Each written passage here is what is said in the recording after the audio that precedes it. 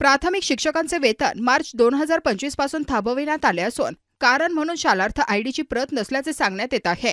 मात्र शिक्षकांच्या मते ही आयडी शिक्षण उपसंचालक कार्यालयालाच दिली आहे। त्यांच्या चुकीशिवाय वेतन रोखल्याने अनेक जण आर्थिक अडचणीत सापडले आहेत। वृद्ध आई वडिलांच्या उपचारासाठी, घरकर्ज व मुलांच्या शिक्षणासाठी ताण वाढला आहे। काहींना पोलिसांकडून चौकशीसाठी बोलावून अटक केल्याचेही आरोप आहेत।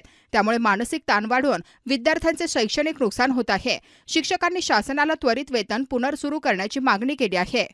शिक्षक शालार्थ शिक्षणाच्या आयडी घोटाळा एक मोठा झालेला होता।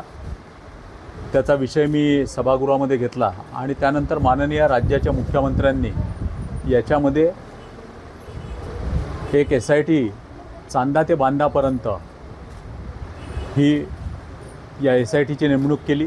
त्याच्यामार्फत चौकशी सुरू आहे। राज्यामधले जवळपास 7-8 शिक्षणाधिकारी, शिक्षण उपसंचालक, शिक्षण सहसंचालक हे जेलमध्ये देखील आहेत। आता दुर्दैवाने या संपूर्ण विषयामध्ये ज्यांचा सहभाग नव्हता परंतु जे मात्र निमित्त मात्र झाले असे 622 शिक्षक जे आहेत त्यांचे 6 महिन्याचे वेतन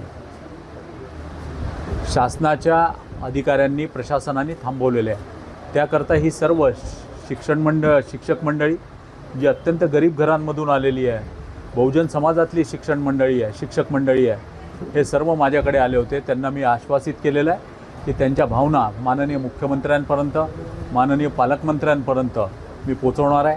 त्यांना घेऊन सोमवारी मी SITचे जे प्रमुख आहे त्यांना देखील भेटणार आहे की चौकशी जी काय आहे ती चौकशी होऊ द्यावी, परंतु चौकशी होत असताना त्यांचा 6-6 महिन्याचं वेतन थांबवणं अत्यंत चुकीचं आहे अशी माझी विनंती आहे प्रशासनाला, शासनाला, आणि त्याकरता मी त्यांच्यासोबत ताकदीने उभा राहणार आहे।